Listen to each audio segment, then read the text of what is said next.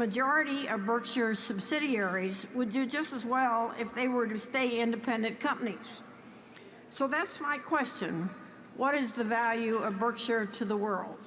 Yeah, well, I would say the question about, I'm with him to the point where he says that, which he accurately describes as delegation to the point of abdication, but I would argue that that abdication actually, in many cases, will enable those businesses to be run better than they would if they were part of the S&P 500 and the target perhaps of activists or somebody that wants to get some kind of a jiggle in the short term. So I think that our abdication actually has some very positive value on the companies, but that you'd have to look at it company by company. That we've got probably 50 managers in attendance here, and naturally they're not going to say anything publicly on television or anything where they knock us or anything, but get them off in a private corner and just ask them whether they think their business can be run better with a management by abdication from Berkshire, but with also all the capital strengths of Berkshire, that any project that makes sense can be funded in a moment without worrying whether the banks are still lending like in 2008, or whether Wall Street will applaud it or something of that sort. So I think our hands-off style actually, I think, can add significant value in many companies. But we do have managers here you could ask about that. We certainly don't add the value by calling them up and saying that we've developed a better system, for turning out additives at Lubrizol or running Geico better than Tony Nicely can run it or anything of the sort. But we do we have a very objective view about capital allocation. We can free managers.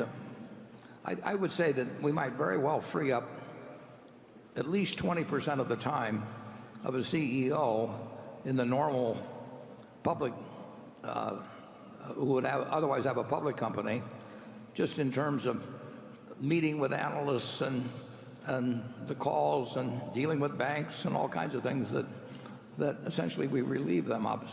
That they can spend all of their time figuring out the best way to run their business. So I think we bring something to the party, even if we're just sitting there with our feet up on the desk. Charlie?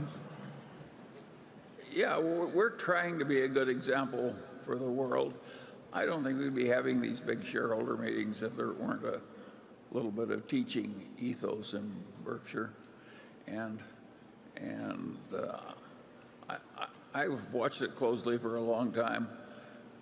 I'd argue that that's what we're trying to do, is set a proper example. Stay sane, be honest. Yeah. So I'm proud of Berkshire, and I don't worry too much if we sell Coca-Cola. I would say Geico is an extraordinarily well-run company, and it would be extraordinarily well-run if it were public.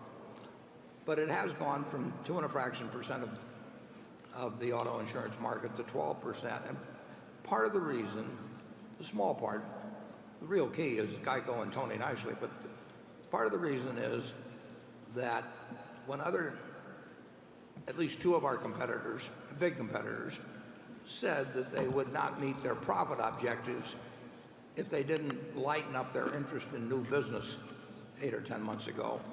I think our business decision to step on the gas is a better business decision, but I think that Geico as a public company would have more trouble making that decision than they do when they're part of Geico, because we are thinking about nothing but where Geico is going to be in 5 or 10 years. And if that requires having we want new business costs to penalize our earnings in the short term, and other people have different pressures. I'm not arguing with how they behave, because they have a different constituency than Geico has with Berkshire and what Berkshire has with its shareholders in turn. And I think in that case our system's superior. But it's not because we work harder. Charlie and I don't do hardly anything.